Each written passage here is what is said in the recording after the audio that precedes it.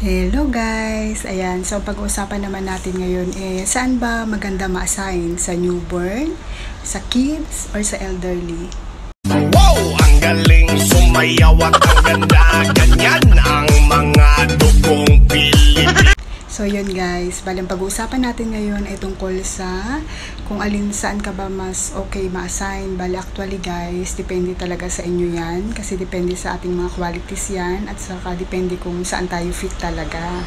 So yun, mag-share na lang siguro ako ng mga sample ng bawat isa para kayo na lang yung mag-decide kung alin ba talaga yung tingin nyo okay para sa inyo. Kasi hindi kasi ako pwede magsabi na ay sa newborn ka na lang, ay sa kids ka na lang, ay sa elderly ka na lang, kasi ikaw yung may katawan yan at ikaw din ang nakakaalam sa sarili mo kung ano ba yung kakayanan mo. So bali sa newborn po kasi kung sanay kayo sa puyatan, ito po ang sinishare ko sa inyo is based on my experience lang po at saka based on my observation. Pero yun, iba-iba naman talaga ng experience kasi dito sa Singapore. So yung sa akin lang isi-share ko lang, pabigyan ko lang kayo ng konting idea about dun sa experience ko. Sa newborn po kasi kung sanay kayo sa puyatan, okay lang sa inyo yun. Ang maganda kasi, ang advantage kasi pag sa newborn ka, kasi lalo pag first time parents yung assignan mo, hindi mo talaga problema guys ang first 1 month or 2 months ng inyong pag-aalaga sa baby. Alam niyo kung bakit?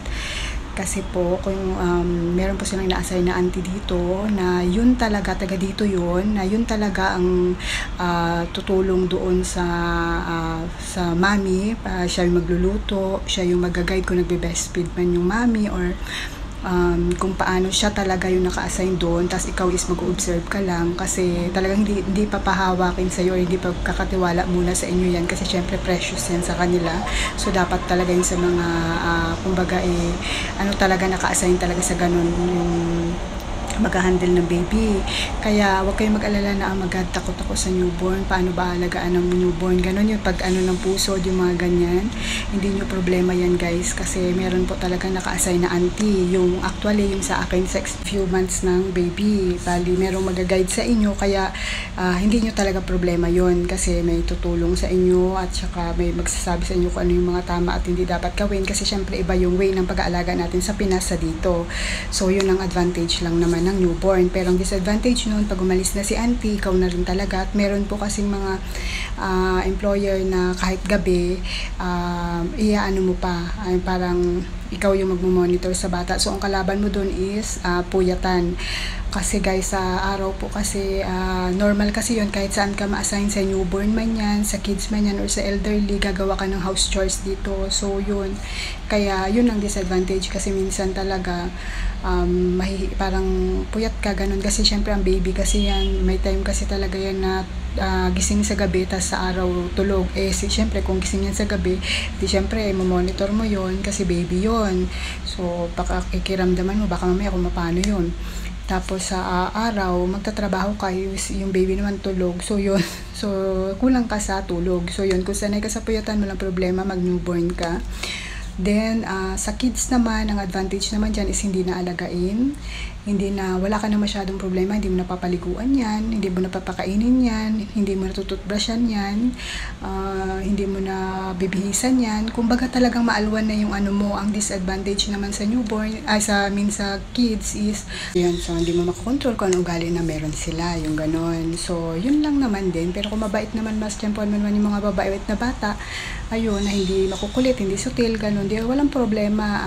Kasi kumbaga sabi nila, pagka may isip na kasi yan, mahirap mo nang baliin ang sungay niyan, yung ganon. Kung medyo sutil, pero kung mababait naman, yung bless ka. So yun guys, so swertihan din, at saka kung makuha mo yung loob ng bata, kaya tiyagaan din na makuha ang loob ng mga bata. Then sa elderly naman guys, ang disadvantage naman dito, kasi kaya nga tayo pinapalaga sa elderly, minsan yan may mga health issues na yan, health problems na yan, kasi minsan may mga employer kasi na medyo pero yung mga bedridden, mga ganun, meron talagang live-in caregiver na talaga na naka-assign para doon. hindi na talaga katulad nating helper. Pero kung may mga employer kasi na syempre, iba kasi ang rate ng mga live-in caregivers sa helper lang. So, mas mababa ang sweldo natin. So, minsan talagang aminin man siguro nila or hindi, talagang minsan binavalue nila yung pera. So, kasi syempre, nandiyan na yung mga gastos sa mga medicine or something. So, mas makakaluwag sila kung ang kukunin nila is mga helper. So, yun guys. So, tayo, kung merong mga naka-wheelchair na, yung iba naman is, hindi naman, ang advantage nito, hindi naman minsan kasi yung mga elderly, minsan kasi yan sila na lang din sa bahay. Kumbaga, hindi mo naman kailangang asikasuhin talaga ng sobra-sobra. May mga elderly naman kaya nila yung sarili nila, yung malalakas pa. Pero gusto lang nila may tagaluto or may kasama sa bahay, yung ganun.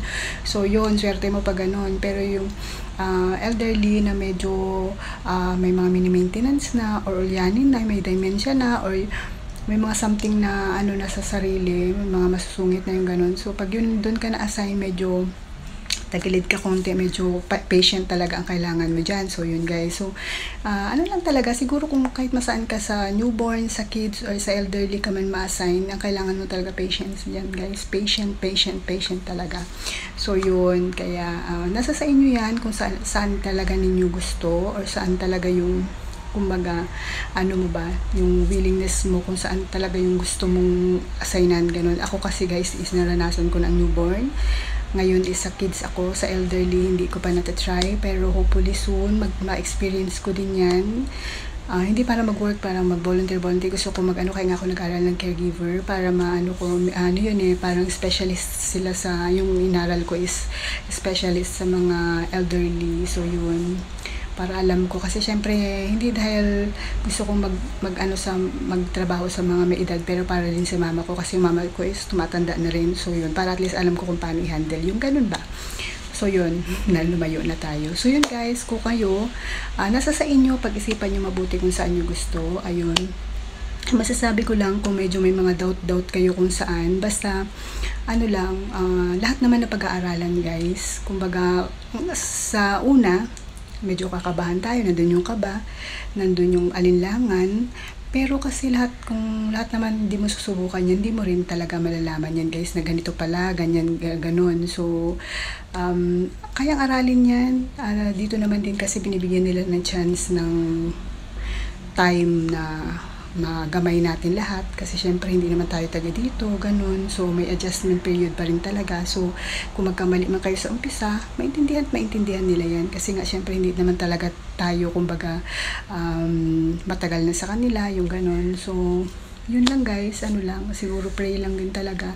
Kung alin man yung piliin ninyo, pag-pray lang natin na okay yung maging amo natin. So yun. So kahit yan, kahit sa newborn, kids, or elderly kayo ma-assign, basta nandun yung willingness nyo, nandun yung patient nyo, at saka yung willingness na matuto yun, at i-absorb nyo, i-adapt nyo sa sarili nyo.